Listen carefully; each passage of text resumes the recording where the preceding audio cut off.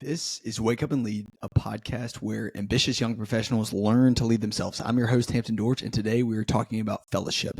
And specifically, we're talking about why none of your friends are vulnerable with you. So I believe that deep down, we all have a desire to be known by somebody. We have a desire for deep, rich, authentic community.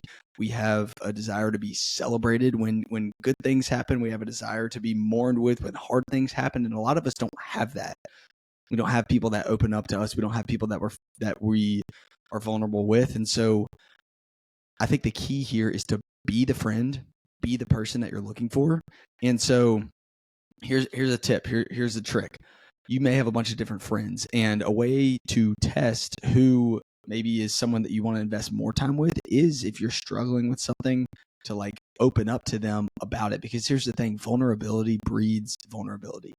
Vulnerability breeds vulnerability. So a lot of people are like aching to share something, but because somebody doesn't do it first, they don't feel comfortable doing it. And what I'm challenging you to do is be the one that opens up first. Now, you don't have to spill all your deepest, darkest secrets, especially if you don't know, if it's someone who is going to want to have that conversation with you. But what I am saying is you may never know if you don't try. And so there's two different strategies here. There's one where you can be vulnerable first because vulnerability breeds vulnerability. And then there's another where you can live out this practice that I'm extremely passionate about, which is being interested over interesting. And so sometimes people may not open up with you even if you do this, but if you think about the power of asking one more question, I've talked about this a lot before. A lot of times you can get someone to open up a little bit more. They may mention something about their relationship or their marriage or something going on with their parents or something going on with them at work.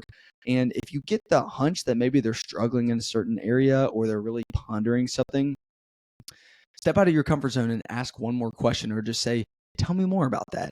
And I think you'll be blown away that people will actually open up to you. Again, I really think we all desire to share things with other people. We just don't really know who cares to know.